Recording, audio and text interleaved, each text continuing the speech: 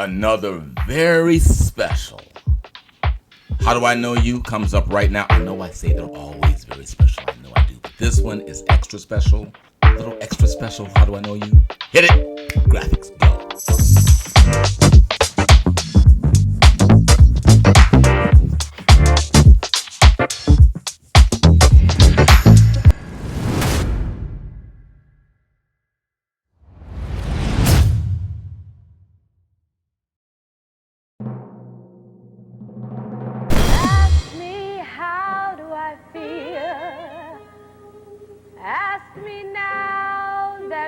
Cozy and clinging.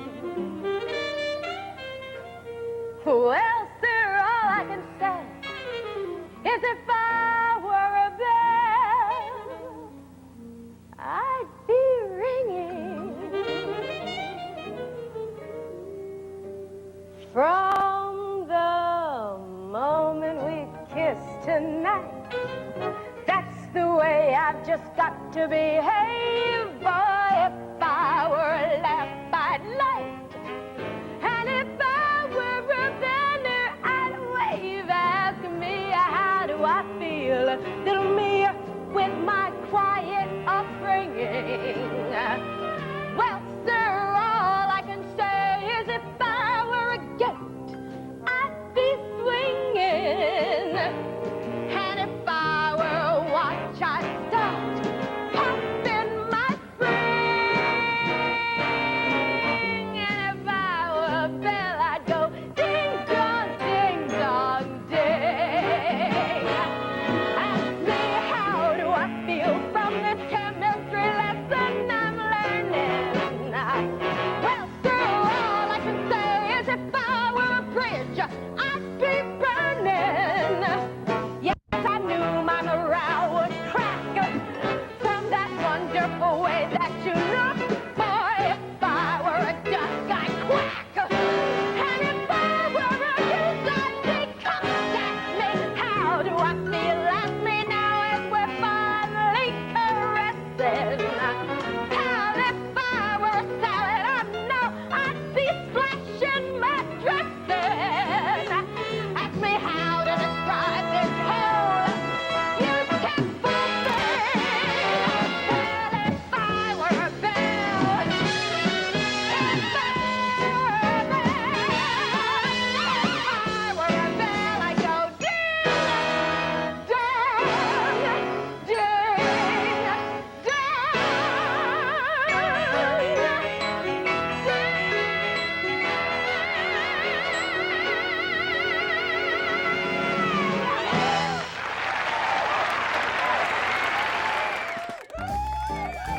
All right. Okay, so how do I know? This show represents, for me personally, a God wink full circle. A big one. Very special guest today.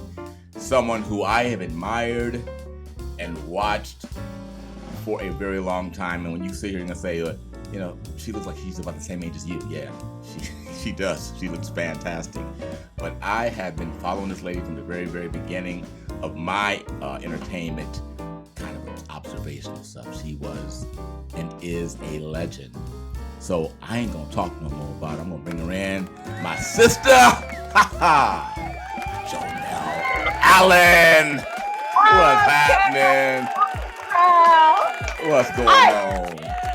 I gotta say, I wanted to be on your episode thing, and I'm like, Carl, when are you gonna put me on your show? And you're like, well, I don't know if you can do improv. I'm like, and so at least now you got me on like this, so I ain't mad at you. I'm not gonna JONELLE. say, oh, remember what that was about? Yeah, I know. You booing me all the time because I played a bad guy, you know.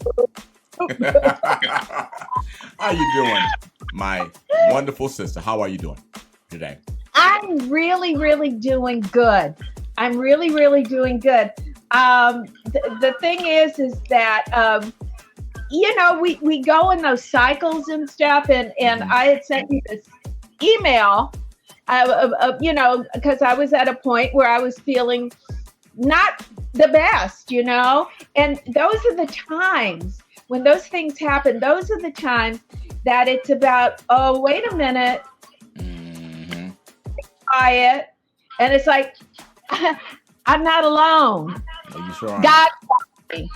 God has got me. God has always had me. But sometimes I just forget. But then those moments come and it's like to be reminded, God has got me. God is with me. I am not alone. And, looking at that little clip that you showed, it's funny because there are a whole bunch of people who only know me from my, from television and film. They have no idea that my career started, well, I was a child actor in New York, but my career, I've had I call it 3 careers or 4 careers, really. I was a child. There she is. Hello. There she is, one of my first little headshots. And oh boy, she was just thinking. Oh, and dancing with Sammy Davis Jr. And the thing with Sammy was, as a little kid, I danced with him, and then as an adult, I sang. We did an episode of NBC Follies together, and I said, "Oh yeah, there's Sammy, my Auntie Dee, and the great Charlie Atkins, who was the Motown choreographer, but he was also my tap teacher." And Sammy and I did a takeoff of Bill Robinson and Shirley Temple on the old Walter Winchell. If you don't know who these people are, just Google Walter Winchell. There he is, Walter Winchell, giving me candy. I guess that would be very suspicious nowadays. And so they wanted to do a takeoff of Bill Robinson and Shirley Temple, and Sammy was like, "Yes, but I want a little black girl to be my Shirley Temple." So I was the first Shirley Temple black. Even before Shirley Temple married me, it became Shirley Temple Black. I was the first Shirley Temple Black.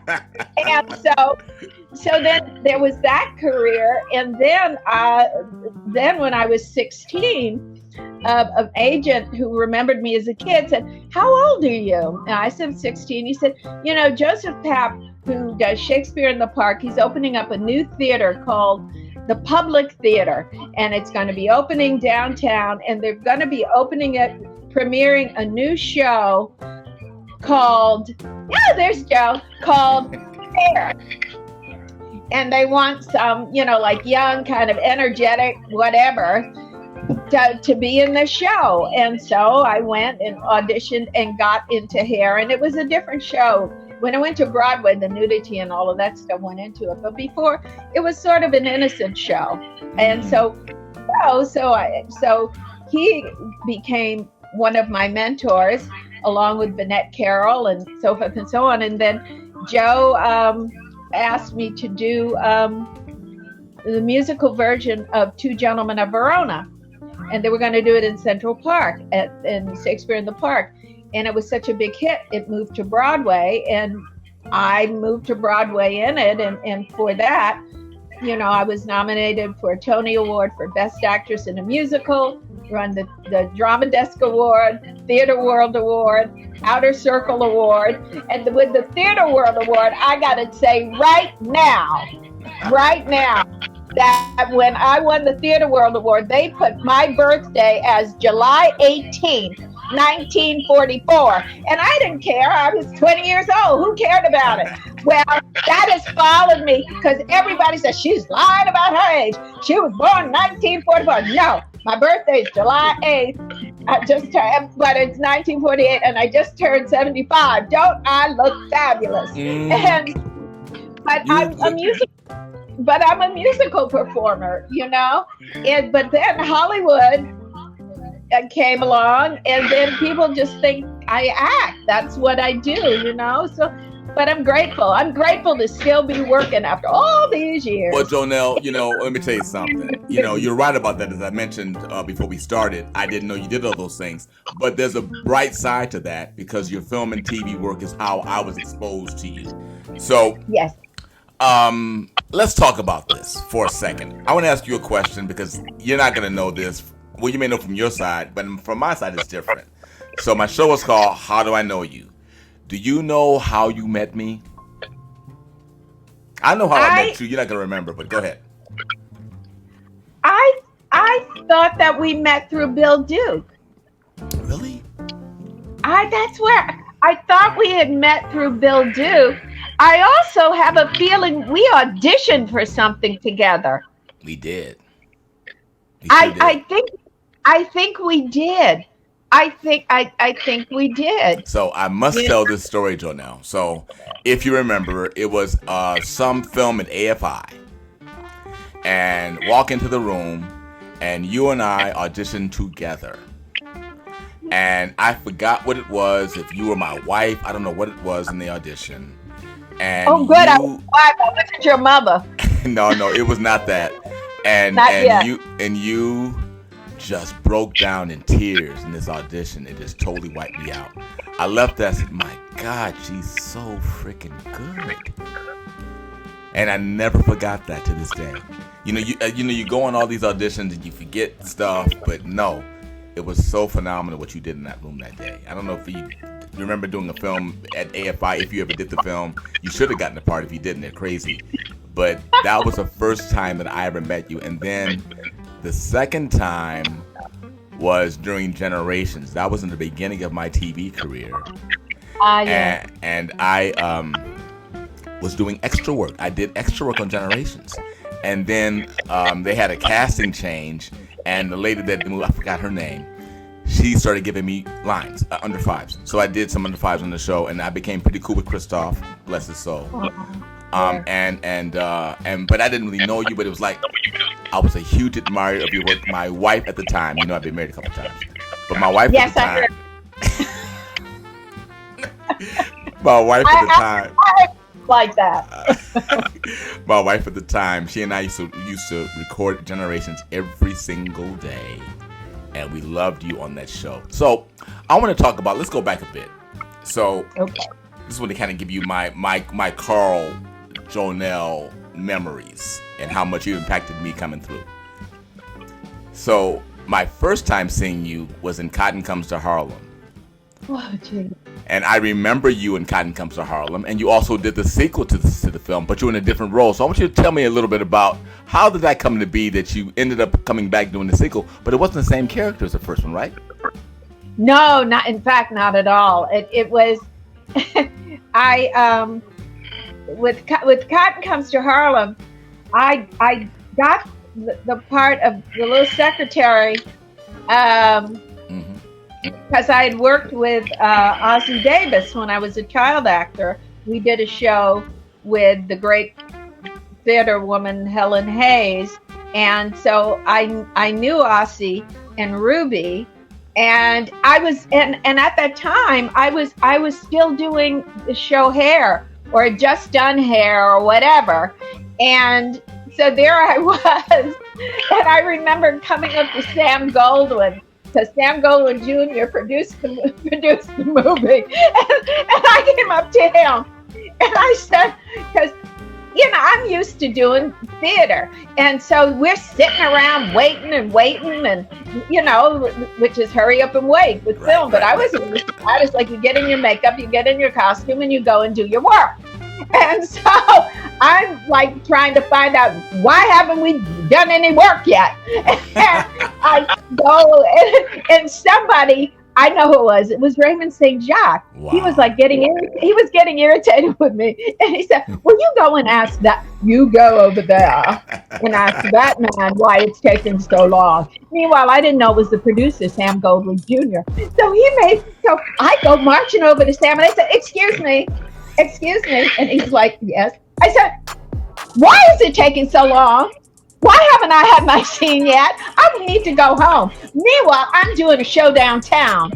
And he said, really? What show? I said, I'm in a show called Hair, or maybe I was doing something else. Yeah, I think it was Hair. And he said, well, don't worry, you'll get to work at the end of the day. And he was very nice. And I later found out, I could have gotten fired right on the spot, but Raymond just was like, and I was like, I didn't know he was the producer. And he was like, what? And so anyway, I finally did the scene, and with what's his face, Red Fox, Red Fox and stuff. And so at the end of the day, I'm wearing all this kind of outfit that I wore in Hair. and I see Sam Goldwyn, and I said, "Thank you. I'm glad I worked, but this is how I really dress." Right. Years passed, and so I'm starring on Broadway in Two Gentlemen of Verona, and they're going to be doing the sequel to Comes To Harlem, which is Back Charleston Blue. And Yes, so they bring me in for the audition for that. And Sam had just saw me on Broadway and remembered me being that crazy girl talking like he says, and he was like, he did what you just did with me today. He said, "You remember when we first met?" And I was like, well, and I was pretending like I didn't. And I was like, "Yeah, I think we did." He said, "You came up to me and you wanted to know how long it was going to take to film your scene. And then when you filmed your scene, you came out dressed in all this stuff and said, 'This is how I dressed for me.'" And I went, "Oh." He said, "Well, meanwhile, you won't have to sit around that much longer on this film because you're going to have one of the leads in it." You sure did. So it was a great story because it was really about Bumpy Johnson, the character that my uncle was, who was played by Maxwell Glanville, a wonderful, wonderful actor, was really a Bumpy Johnson character, and it was not that. You have, I've since I've been doing this podcast, I've been blessed to talk to some people with some great history. I did one with Bill Duke a couple weeks ago. Oh, my husband. Yeah, your Palmerstown husband. Yeah. So, let's talk about, because Cotton Comes to Harlem was a seminal film for me. I was about 10 or 11 years old, too young to see it. I snuck in and I watched that movie over and over and over again. And then when Come Back Charleston Blue came out, I was like the first one in line. And that one was a PG film. Cotton Comes to Harlem, I believe, was an R, and had a lot of stuff going on. It had a nude scene. Judy Pace and somebody. Yeah, somebody was naked. They're naked in the movie. Yeah. Okay, so let's move on forward. So did that lead to your TV work? I mean, those two films primarily, or were you just? So what led to you getting your TV? Because you've had substantial TV work, particularly in the 70s and the 80s. No. What happened is that I brought Two Gentlemen of Verona out to California, do it at the Amundsen, and then I was put under contract to NBC Network. Okay. And NBC Network put me on. I mean, I was on every police woman, police story, police this, police that. But being under contract to NBC, I was really under contract to David Gerber.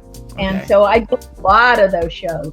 Right. A lot of those shows. But I would always come back to New York. It was like I could never really get behind Los Angeles. Right. In fact, I still don't live in Los Angeles. You live in? I won't say where you live, but you don't like LA? Okay. Trying to be diplomatic, huh? I think sometimes that people, I'm just gonna say, in LA can become very spoiled. Right. They get very spoiled, and I'm not, and I'm sure somebody will watch and say, "Oh, I'm not spoiled," or "This one isn't spoiled." But when your foundation is theater, it's like the only thing you really care about is doing the work. Right. It's doing the work, and doing the work as detailed or as specific as you can be. I mean, when I did Palmerstown, what I loved about it was, working with someone like a Bea Richard. And Bea Richard said to me in a scene, we're doing a scene, and Bea said to me, she said, "I love watching you work." And I'm like, this is you're very detailed. And I didn't exactly know what that meant, but then what I learned by that is the filling in of the moments and what's going on and the behavior, and not just saying lines and doing whatever. And so I absolutely, working with someone like Amir Richards, and she's someone who cares about the work as well, and she had a theater. She came from the theater as well. To me, I always gravitated to the people who had a theater background. Like I gravitate to you. I mean, God bless him. I love my Donald Welch. I've got to say his name over and over and over again because he truly, and to me, brought me back. Yes. He truly brought me back. He said, we connected on social media, and he said, I'm a fan of yours, and I'm going to take you to lunch. And I was like, okay, Hollywood. And he did, but he did. I'll have lunch with you. And so he took me to, I met him. He had flowers for me. And he said, we're going to work together. And I was like, okay, thank you. Yes, of course we are. And then we did. Yeah. I did the divorce. The divorce. And so that was an impetus that to me brought me back again. And so, yes, then I did bust down, and then I did the 911 episode with, and in that wonderful actress, Aisha Hines, yes, she posted on social media, she said, working with JONELLE Allen is watching a master class. And to me, that meant as much to me as Bea Richards saying, almost 40 years ago, your detail. And Aisha has a theater background too. And to me, I get excited by these young people who are, because to me, everybody's young, but these young people who are about the work, who are about doing the work. Because to me, it's like, and what I love, having a theater foundation is that you can be in front of 10 people or 10,000 people. You bring the same kind of impetus, the same kind of energy. You're doing the work. Yes. For 10 people, 10,000, 10 million, because you are your instrument. And you are bringing your A game, whatever that looks like for you. And it's not like, oh, well, how much am I going to, of course we want to, make money and all that stuff. Thank God, pension, but at the end of the day, it's about doing the work. Question. I'm taking an acting class here, and you're kind of parroting a lot of things I tell my people, but where did you get your training? Okay.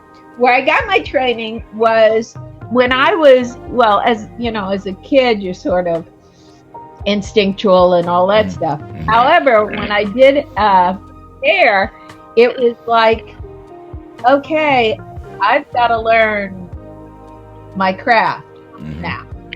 It's like all those little coons that you do as a kid, like that looks thick, and crazy. Right.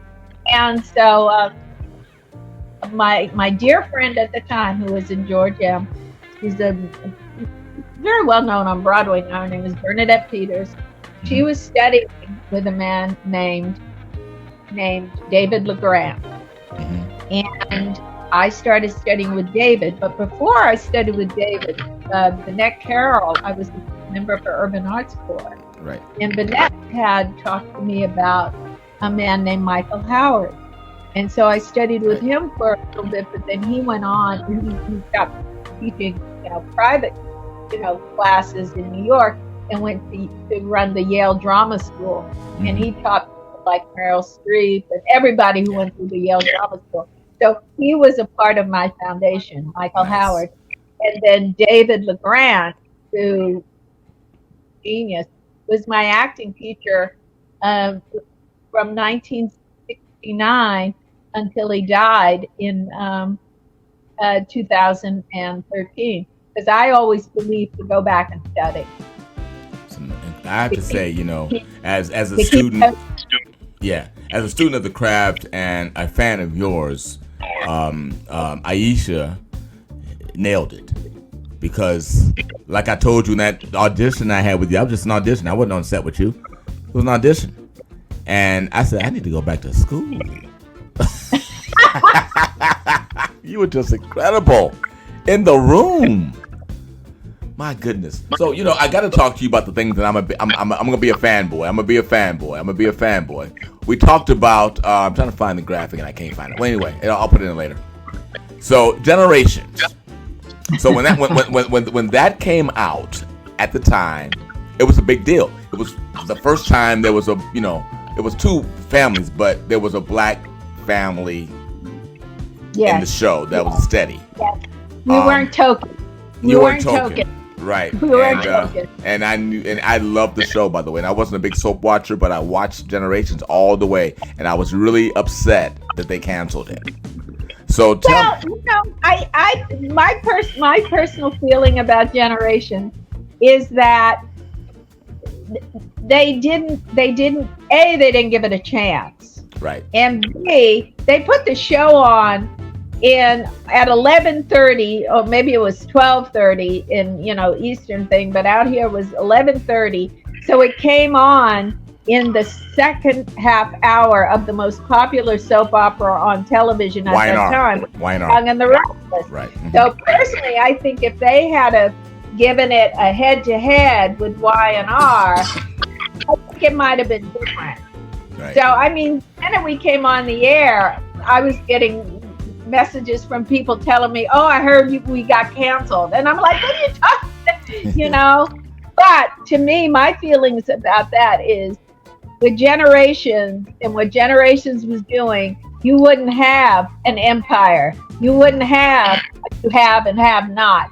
You wouldn't have all of these fabulous, soaps that are going, like the wonderful one you do on BET. Yes. It's like Generation really started all of that. And in fact, I'm going to say right now, I need to be on one of those fabulous soaps on BET. You should. Darling. You should. You need Darling. You do. In fact, I'm supposed to be in LA to shoot that show, The Family Business, this month, but now we got a strike, so that may not happen now. Yeah. Yeah, may not happen now. So, wow. So you talk about the divorce, and you may remember this. Remember when Don had the screening over there at the Barnsdall Art Park Theater? Yes. Remember that? Yes. Who'd you sit next to? Who'd you sit next to? Was I next to you? You sat next to me. You sure did. Yes, I was. What's funny about it was here's what I love about it. So I'm walking in or something, and you see me, and you say, "Hey, come sit next to me," and I sat next to you. I was like, "I'm sitting next to JONELLE ALLEN." Oh, you did not. I played it all. On the outside, I was like, "Yeah." But on the inside, I was like,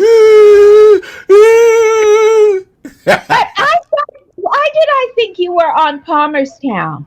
Oh, no. Mm-mm. Jeez. Oh, I know. It was Henry. Henry, who was my husband on Dr. Quinn, did an episode of Palmerstown. Oh, is that right? Right. He was one of the guys who hung out in my husband's blacksmith shop. Okay. And so when he became my husband on Dr. Quinn, and he was a blacksmith too, except for this was 1800s and Palmerstown was 1930s. And he was like, we worked together before. And I'm like, we do? And he said, yeah, Palmerstown. So, yeah.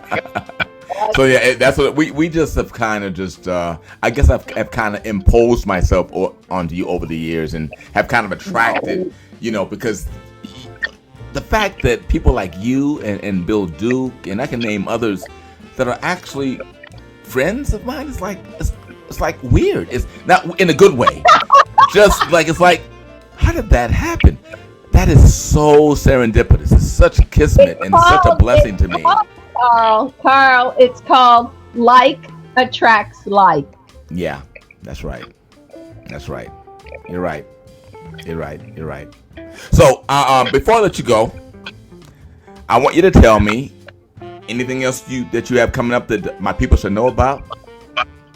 Well, I am working on I don't want to talk about it too much, but people are always saying to me, why don't you write a book? Or why don't you? And I'm like, no, that's not what I want to do. But I am putting together a one-woman show, and basically what it's about is about the shoulders I stand on. Nice. And the people who've been in my life, because I met some, and was mentored by some really amazing Black artists who, unfortunately, some people don't know who they are. So I feel absolutely compelled to talk about theatrical history.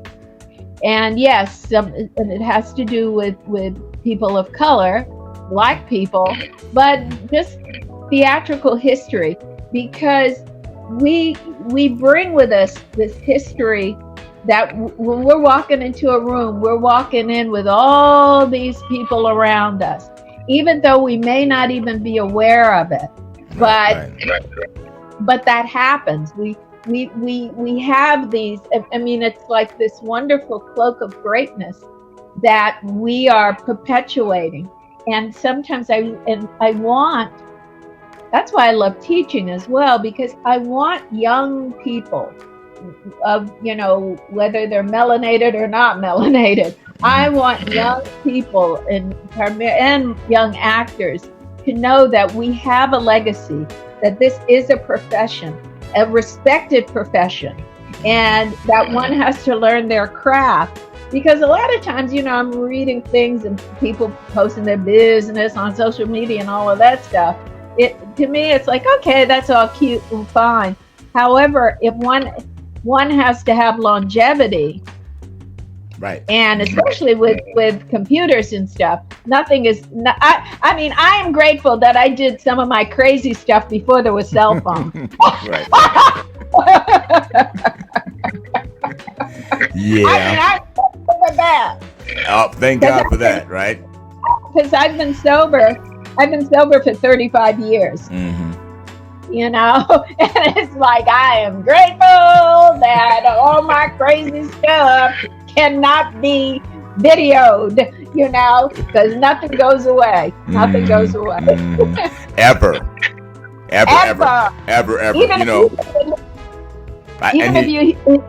Even if you hit delete, it ain't deleted. Yeah, that's a crazy thought, isn't it? It's true. It's funny because you mentioned about your solo show and sharing sharing about Black legends and people who held you up and mentored you who people never heard of. And two things I want to say about that. One thing is about Robert Hooks, which I'm sure you know, how he always puts this stuff up, and he's another one. That brother is so nice to me. I just want to tell you a quick story about Robert Hooks, and I want to say the second thing. So, don't be mad at me, but I had approached Robert about being in my series, but I was a male character that I needed for one of the episodes. I called Mr. Hooks up, and first of all, I hit him up on a inbox, and then he said, "Leave me your number," and he called me. So he basically said, "No, I'm not doing your show," but he went on to just encourage me and talk about history and talk about how he's proud of what I'm doing. And I'm like, oh my! And my wife recorded it. I have it. I'm not going to share it with anybody. It's just for me. But she actually recorded it. I had it on a speakerphone, and I still have it on recording. It was just an amazing conversation. Another legend. Did you ever work with NEC? I have a funny NEC story I've never told Bobby. I wanted to be involved with NEC. Right. So I went up to their office, and their offices, they were having an office up on Broadway somewhere, I forget. And I remember showing up there, and and I think it was Denise Nicholas, but I'm not sure if it was Denise or not. But it was sort of like, don't call us, we'll call you. And so I was like, fine, whatever. But then about a few months later or whatever, I did a show at the American Place Theater written by Charles Russell, Bill Russell's brother. He's a playwright. Right. Directed by the great Barbara Ann Tier, who's down there, and started the National Black Theater, but was involved with NEC. Mm-hmm. And it was a play. It was a premiere play called Five on the Black Hand Side. Oh yeah. Wait a minute. You did do that. Yes. I on stage. You didn't do the movie. It was a theatrical show. It was a theatrical play first. Yes. Yeah, I know. But did you do the movie too? No. Because when I did they did the movie in like 71 or 72, and that had been after Two Gents. I was under contract to whatever, and my friend Brock Peters produced the film. Yes. And Brock Peters. But yeah, he was very dear man. Nice.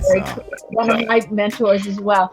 And he, we couldn't work it out that I could do the movie, but we remained friends and worked together later. But prior to the film, which was I think in 73, in 1969 was the play, yes. Five on the Black Hand Side. And I was the young ingenue in that play, and everybody else was from NEC, but the one role that the person who they didn't have in NEC got the role.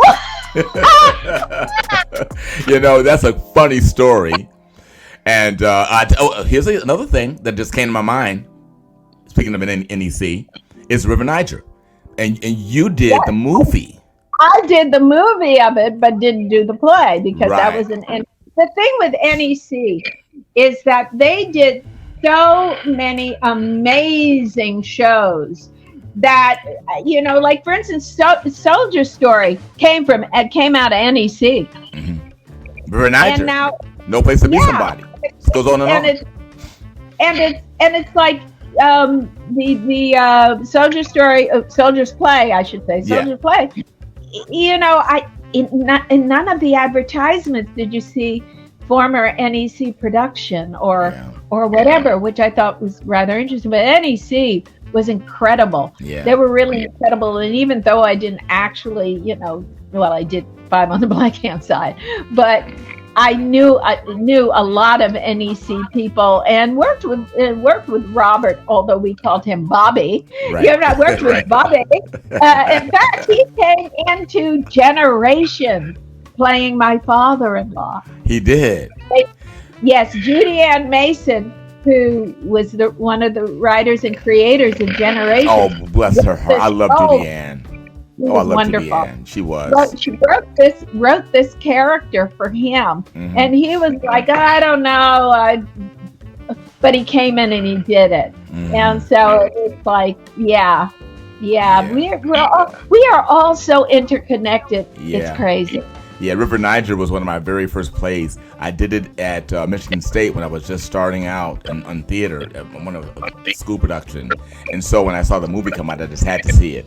And of course, seeing you there playing Anne, and Glynn Turman, who's my forever hero, playing Jeff, which is the character I played. It was kind of like a, like a little wink, another God wink on the way to where I was going. And now I know Glynn too. I know Glynn. Glynn and I ain't tight, but we know each other. I know Glynn Turman. This is my hero. It's crazy. Glynn and I were both child actors. Yes.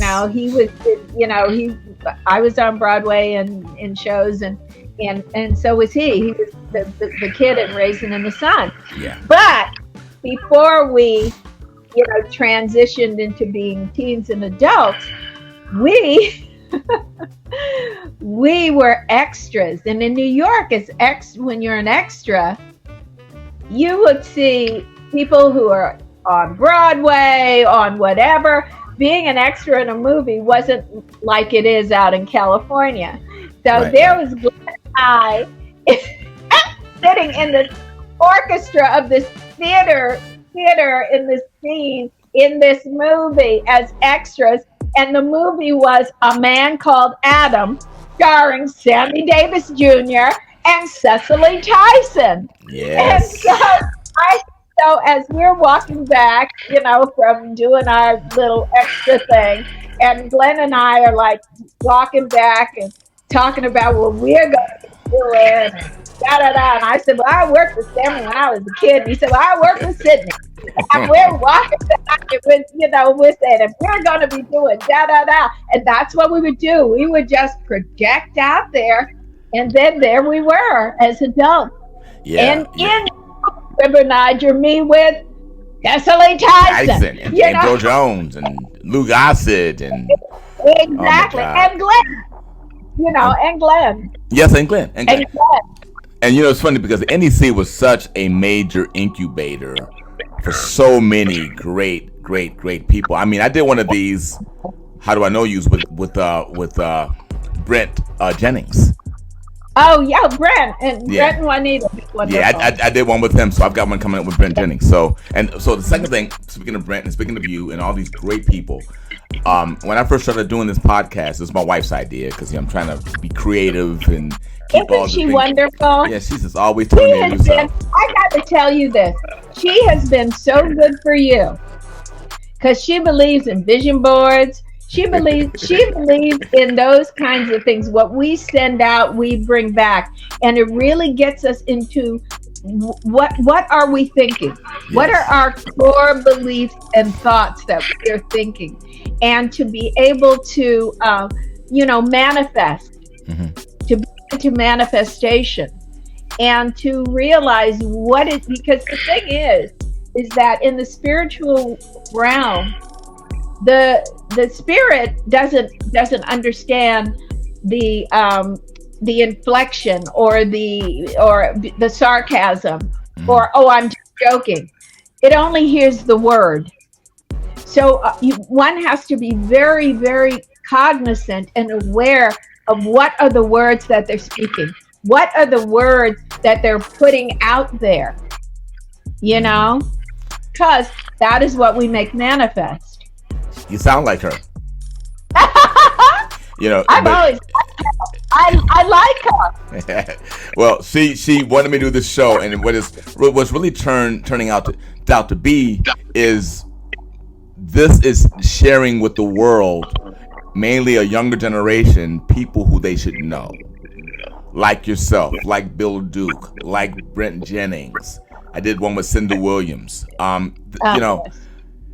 My class. And Roger. Oh my God, Roger Guinevere. He was so cool. Yeah. He was so cool. Roger's amazing. So I mean, that's kind of now what I'm doing. I kind of feel that. I like the idea of being able to teach by having people come on who have a wealth of information to share, and so they can pass it forward. And you're learning things as well about the people that you may not have known as well. So exactly. It's all about learning. It's all about that, my dear. All about that. Well, thank you for being on. Jonelle, you look incredible. I appreciate you being here. You have honored me more than you know. More than you know, Jonelle. So thank you for being here. Thank you. Thank you. Thank you. I just hope this comes out because I've been hearing some technical stuff with echoes. So I'm going to play this back and pray that it's okay. It hasn't been the whole time, but it has been some echoes and stuff going on in this. Well, I'll come back again. Well, you know what? If we have to, we will. Are you on your iPad? Yes. Okay. That should work okay. Anyway. Well, yeah, it seems to be working fine. I don't have a computer. Oh, you don't? Nope. You seem happy about that. I know. I got my phone. I got my pad, and I got God. So I don't need nothing else. I appreciate you, my dear. Jonelle Allen, everybody. Jonelle Allen, legendary Jonelle Allen. Thank you for being here. How do I know you? Bye.